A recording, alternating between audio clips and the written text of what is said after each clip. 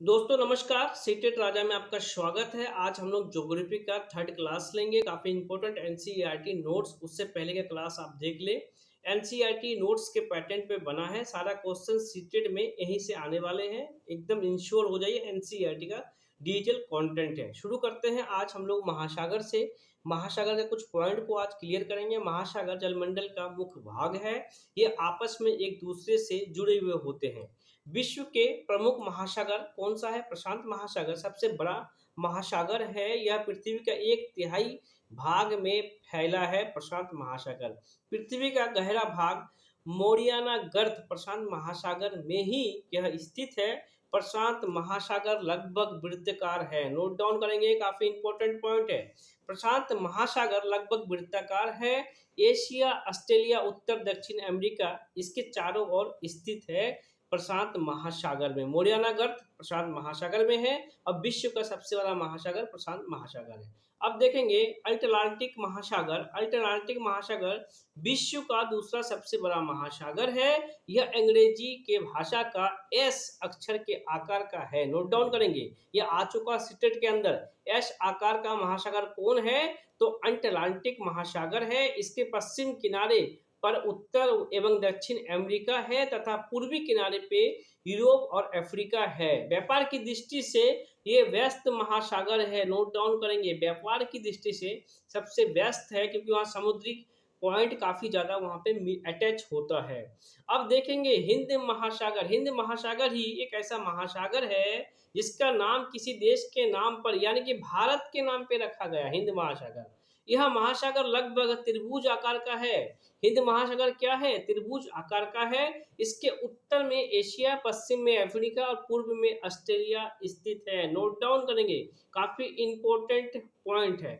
दक्षिण महासागर, दक्षिण महासागर अंटार्कटिका महाद्वीप के चारों ओर से घेरता है। यह अंटार्कटिका महाद्वीप के उत्तर से 60 डिग्री अक्षांश तक फैला हुआ है। नोट डाउन करेंगे। अब देखेंगे आर्कटिक महासागर। जी हाँ, आर्कटिक महासागर उत्तर ध्रुव वृत्त में स्थित है तथा यह उत्तर ध्रुव के चारों ओर फैला है। यह प्रशांत महासागर से छिछले जल वाले एक संकरे भाग से जुड़ा है जिसे बेरिंग जल संधि के नाम से भी जाना जाता है। यह उत्तर अमेरिका के उत्तरी तट यूरेशिया से घिरा हुआ है। नोट डाउन करेंगे, यूरेशिया से घिरा हुआ है। अब देखेंगे पर्वत के कुछ पॉइंट्स। माउंटेन्स को पहाड़ी व स्थलीय भाग है जो कि आसपास की भूमि से ऊंची उठी होती है। 600 मीटर से अधिक ऊंचाई एवं खड़ी ढाल वाली पहाड़ी को ही हम पर्वत कहते हैं। कुछ पर्वत हमेशा जमी रहने वाली बर्फ की नदियां होती है, उसे हम हिमानी कहते हैं। बर्फ की नदी को हम ग्लेशियर और हिमानी कहते हैं। नोट डाउन करेंगे। आगे कुछ पॉइंट देखेंगे। हिमालय, आल्प्स और एंडीज क्रमशः एशिया, यूरोप तथा दक्षिण अमेरिका की पर्वत श्रृंखलाएं हैं। पर्वत की ऊंचाई एवं आकार में भिन्नताएं होती है। विभिन्न प्रकार के खेल जैसे paragliding, hang gliding, reverse rafting तथा स्काइंग पर्वत का प्रचलन खेल है। नोट डाउन करेंगे। पर्वत 3 प्रकार के होते हैं। बलित पर्वत, भूशोत्थ पर्वत जिसे ब्लॉक माउंटेन कहते हैं, ज्वालामुखी पर्वत। नोट डाउन करेंगे, 3 तरीके के पर्वत होते हैं। अब देखेंगे वलित पर्वत क्या है। वलित पर्वत आल्प्स, वलित पर्वत जिनका सतह उबड़ खाबड़ तथा शिखर शंकुकार है। भारत की अरावली श्रृंखला विश्व की सबसे पुरानी वलित पर्वत श्रृंखलाएं है। नोट डाउन करेंगे। अब देखेंगे वशोत्थ पर्वत, ब्लॉक माउंटेन्स जो बहुत बड़ा भाग टूट जाता है तथा ऊर्ध्वाधर रूप से विस्थापित हो जाते हैं तथा वशोत्थ पर्वत का निर्माण करते हैं। यूरोप के राइन घाटी वर्जिस पर्वत भ्रमशोत्थ पर्वत के उदाहरण है। भ्रमशोत्थ पर्वत काफी टिपिकल वर्ड्स भी है हिंदी के। अब देखेंगे ज्वालामुखी पर्वत। ज्वालामुखी क्रियाओं के कारण बनते हैं। अफ्रीका का माउंट किलिमंजारो और जापान का फिजियामा इस तरह का पर्वत का उदाहरण है जो कि ज्वालामुखी का पर्वत है। किलिमंजारो नोट डाउन करेंगे। किलिमंजारो फिशियाजामा जापान की, किलिमंजारो एक ज्वालामुखी पर्वत है। अब पठार को भी देख लेते हैं। पठार किसे कहते हैं? पर्वत तो हम लोगों ने चेक किया।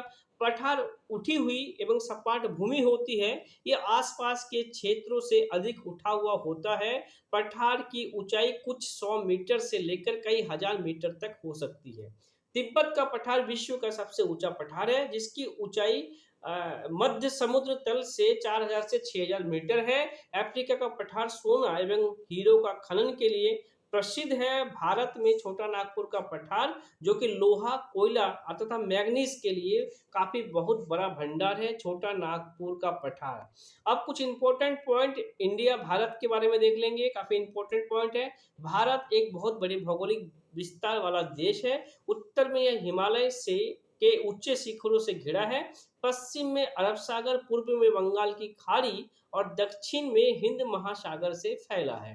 भारत का क्षेत्रफल 32,87,263 लाख वर्ग किलोमीटर है। उत्तर में कश्मीर से लेकर दक्षिण में कन्याकुमारी तक इसका विस्तार लगभग 3200 किलोमीटर तथा पूर्व में अरुणाचल प्रदेश से लेकर पश्चिम कच्छ के रण तक इसका विस्तार 2900 किलोमीटर है। काफी इंपोर्टेंट पॉइंट है, नोट डाउन करेंगे।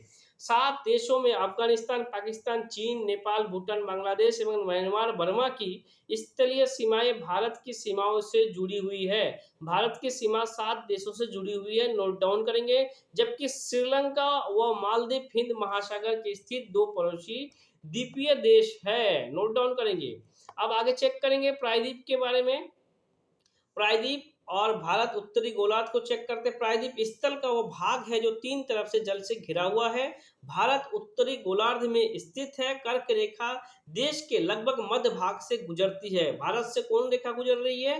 कर्क रेखा। पाक जल संधि भारत और श्रीलंका को पाक जल संधि अलग करती है और जलोढ़ निष्पेक्ष यह नदियों के द्वारा लाई गई बहुत बारीक मिट्टी होती है जो नदी बेसिन को निष्पेक्षित कर देती है, नोट डाउन करेंगे। सहायक नदी क्या है ये भी चेक करेंगे। गंगा, ब्रह्मपुत्र। सहायक नदी एक नदी की सरिता जो कि मुख्य नदी में किसी भी तरफ से आके मिल जाता है, वो अपने जल को मुख्य नदी में डाल देती है, उसे हम सहायक नदी कहते हैं। गंगा एवं ब्रह्मपुत्र नदियां विश्व के सबसे बड़े डेल्टा का निर्माण करती है। कौन? ब्रह्मा और गंगा और ब्रह्मपुत्र सबसे बड़ा डेल्टा का निर्माण करती है, जिसे सुंदरवन डेल्टा भी कहा जाता है। इस डेल्टा का आकृति त्रिभुजाकार है। डेल्टा स्थल का वह भाग है जो नदी के मुहाने पर बनता है। जहां नदियां समुद्र में प्रवेश करती है उस जगह नदी का मुहाना कहा जाता है। आगे चेक करेंगे। महानदी गोदावरी, कृष्णा तथा कावेरी बंगाल के खाड़ी में गिरती है, नोट डाउन करेंगे, इंपॉर्टेंट पॉइंट है। महानदी गोदावरी, कृष्ण तथा कावेरी बंगाल के खाड़ी में गिरती है। ये नदियां अपने मुहाने पे उपजाऊ डेल्टा का निर्माण करती है। बंगाल की खाड़ी में गंगा एवं ब्रह्मपुत्र नदियां के मुहाने पे सुंदरबन डेल्टा स्थित है। भारत के में 2 द्वीप समूह है, नोट डाउन करेंगे। लक्षद्वीप समूह अरब सागर में स्थित है। ये केरल तट के कुछ स्थित प्रवाल द्वीपीय है। अंडमान एवं निकोबार द्वीप समूह भारत से दक्षिण पूर्व दिशा में बंगाल की खाड़ी में स्थित है। आज कुछ पॉइंट देखेंगे देश और उनके राजधानी नोट करेंगे। राज्य का नाम और राजधानी: अरुणाचल प्रदेश ईटानगर, असम का दिसपुर, गुजरात का गांधी नगर, केरल का तिरुवनंतपुरम, बिहार का पटना, झारखंड का रांची, छत्तीसगढ़ का रायपुर। आपको अंडरस्टूड है, एक बार रिकॉल के लिए मैं बता रहा हूँ। छत्तीसगढ़ का रायपुर, गोवा का पणजी, उत्तर प्रदेश का लखनऊ, उत्तराखंड का देहरादून, गैरसैंग भी है। हरियाणा का चंडीगढ़, हिमाचल प्रदेश का शिमला, तेलंगाना का हैदराबाद, कर्नाटक का बेंगलुरु, महाराष्ट्र का मुंबई, नोट डाउन करेंगे। मणिपुर का इम्फाल, ये आ चुका है, मणिपुर की राजधानी इम्फाल। पंजाब का चंडीगढ़, नोट डाउन करेंगे। हरियाणा का भी चंडीगढ़, पंजाब का भी चंडीगढ़। मध्य प्रदेश का भोपाल, तमिलनाडु का चेन्नई, मेघालय का शिलांग, राजस्थान में जयपुर, मिजोरम का आइजोल, आंध्र प्रदेश का प्रदेश हैदराबाद, उड़ीसा का भुवनेश्वर, उड़ीसा का राजधानी है भुवनेश्वर। पश्चिम बंगाल का कोलकाता, नोट डाउन करेंगे। नागालैंड का कोहिमा, सिक्किम का गैंगटॉक और त्रिपुरा का आगरतला। अब देखेंगे केंद्र शासित प्रदेश अंडमान व निकोबार द्वीप समूह, जी हाँ, जिनका राजधानी पोर्ट ब्लेयर है। चंडीगढ़ भी केंद्र प्रशासित राज्य है, चंडीगढ़ का राजधानी चंडीगढ़ है। दादर एवं नगर हवेली, दमन और दीव का दमन है, दिल्ली का दिल्ली है, लक्षद्वीप का कुवारत्ती और पांडुचेरी का पांडुचेरी, जम्मू और कश्मीर का श्रीनगर। ग्रीष्म काल मतलब कि श्रीनगर जो है गर्मी में श्रीनगर राजधानी हो जाती है और ठंड में लोग नीचे आ जाते हैं, जम्मू को राजधानी मानते हैं। और लद्दाख का लेह, नोट डाउन करेंगे। अब देखेंगे जलवायु से कुछ रिलेटेड पॉइंट, जलवायु क्लाइमेट को देखेंगे। जलवायु किसी स्थान पे अनेक वर्षों में मापी गई मौसम की औसत दशा को ही जलवायु कहते हैं। भारत को मोटे तौर पे मानसूनी जलवायु कहा जाता है। क्या कहा जाता है भारत को? मानसूनी जलवायु। मानसूनी शब्द अरबी भाषा के मौसिम से लिया गया। किससे? मौसिम से, जिसका अर्थ होता है मौसम। भारत की स्थिति उष्ण कटिबंध में होने के कारण अधिकतर वर्षा मानसूनी पवन से होता है। भारत में कृषि वर्षा पे निर्भर करती है। किसी स्थान की जलवायु उसकी ऊंचाई, समुद्र से दूरी, उच्चावच पे निर्भर करता है। नोट डाउन करेंगे। सबसे अधिक वर्षा मेघालय में स्थित मोशिनराम पे होता है। सबसे ज्यादा वर्षा मेघालय में होता है, मोशिनराम। नोट डाउन करेंगे, काफी इंपॉर्टेंट पॉइंट है। आगे कुछ चेक करेंगे प्राकृतिक वनस्पति। जी हाँ, इनसे भी कुछ बहुत सारा इंपॉर्टेंट क्वेश्चंस आता है। घास, झाड़ी तथा पौधे जो बिना मनुष्य की सहायता से उपजते हैं उन्हें प्राकृतिक वनस्पति कहते हैं, जिनका कोई सपोर्ट नहीं, विदाउट सपोर्ट। जी हाँ, अब देखेंगे वाइल्ड लाइफ, जो वन्य प्राणी है इनको देखेंगे। वन विभिन्न प्रकार के वन्य जीवों का निवास होता है। बाघ हमारे राष्ट्रीय पशु है, ये देश के विभिन्न भागों में पाया जाता है। गुजरात के गिर वन में एशियाई शेरों का निवास है। हाथी तथा एक सींग वाला गेंडा के लिए असम जंगलों में पाए जाते हैं। हाथी केरल एवं कर्नाटक में भी मिलते हैं। ऊंट भारत के राजस्थान तथा जंगली गधा कच्छ के रण में पाए जाते हैं। जंगली बकरी, हिम तेंदुआ, भालू आदि हिमालय के क्षेत्र में पाए जाते हैं। भारत पक्षियों का भी ऐसा प्रचुरता है। मोर हमारा राष्ट्रीय पक्षी है। नोट डाउन करेंगे। भारत में सांपों की सैकड़ों प्रजाति पाई जाती है, उसमें कोबरा करेत प्रमुख है, जो कि दो। नोट डाउन करेंगे। सांप के दो खोखले दांत होते हैं और 4 तरह के सांपों में ही जहर पाया जाता है। जी हाँ, नोट डाउन करेंगे। कुछ पक्षी, पिंटेल, बत्तख, करलिया, फ्लेमिंगो, ओस्प्रे, लिटिंग स्टिन प्रत्येक वर्ष सर्दी के मौसम में हमारे देश में आते हैं। सबसे छोटी लिटिल स्टिंग, जिसका वजन लगभग 15 ग्राम होता है। लिटिल स्टिंग का वजन 15 ग्राम होता है। आर्कटिक प्रदेश से 8000 किलोमीटर की दूरी तय करके यह भारत आता है। नोट डाउन करेंगे। प्रत्येक वर्ष अक्टूबर माह का पहला सप्ताह वन्य जीव सप्ताह के रूप में मनाया जाता है। नोट डाउन करेंगे। अक्टूबर का पहला सप्ताह वन्य जीव सप्ताह मनाया जाता है। प्रवासी पक्षी, पेलिकन, साइबेरियन सारस, स्ट्रोक्स, फ्लेमिंगो, पिनटेल, बत्तख इत्यादि प्रत्येक वर्ष सर्दी के मौसम में हमारे देश में आते हैं। अब साइबेरियन सारस, साइबेरियन दिसंबर से के महीने में आते हैं और मार्च के आरंभ तक रहते हैं। नोट डाउन करेंगे। ये घूमने के लिए हमारे देश में आते हैं। जी हाँ, टूर, ये लोग भी टूर करते हैं। परितंत्र वह तंत्र होता है जिसमें समस्त जीवधारी आपस में एक दूसरे के साथ तथा पर्यावरण के उन भौतिक एवं रासायनिक कारणों के साथ परस्पर क्रिया करते हैं जिससे वो निवास करते हैं। ये सब ऊर्जा, एनर्जी और पदार्थ के स्थानांतरण द्वारा संबंधित है। नोट डाउन करेंगे। आगे कुछ पॉइंट लेंगे पर्यावरण, इन्वायरमेंट से, और पृथ्वी के कुछ परिमंडल पॉइंट भी चेक करेंगे दोस्तों। जी हाँ, पर्यावरण जीवित प्राणी के चारों ओर पाए जाने वाले लोग, स्थान, वस्तु एवं प्रकृति को पर्यावरण कहते हैं। यह प्राकृतिक एवं मानव निर्मित जैसे स्थल परिघटनाओं का मिश्रण है। नोट डाउन करेंगे। पृथ्वी के प्रमुख परिमंडल, इसे चेक करेंगे। पृथ्वी का जो ठोस भाग जिस पर हम रहते हैं उसे भूमंडल कहते हैं। गैस की परतें जो पृथ्वी के चारों ओर से घेरती है उसे हम वायुमंडल कहते हैं।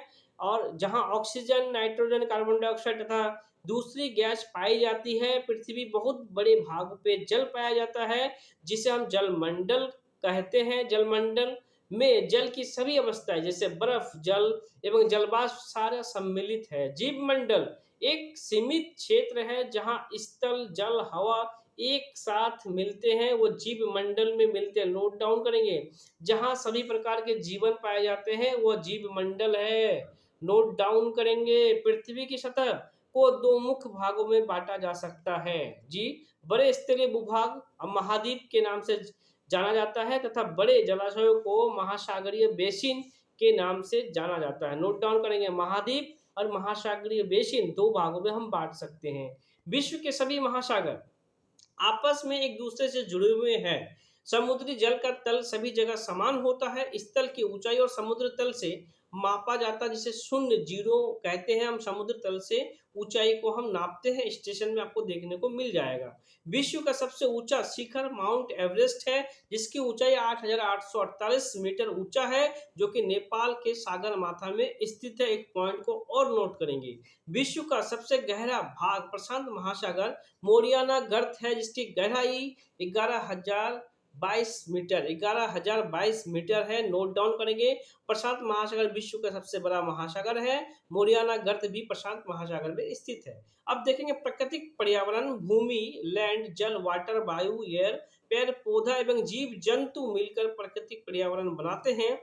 पृथ्वी की ठोस प्रॉपर्टी या कठोर ऊपर परत को स्थल मंडल कहते हैं। ये चट्टानों एवं खनिजों से बना होता है एवं मिट्टी की पतली परत से भी ढका होता है।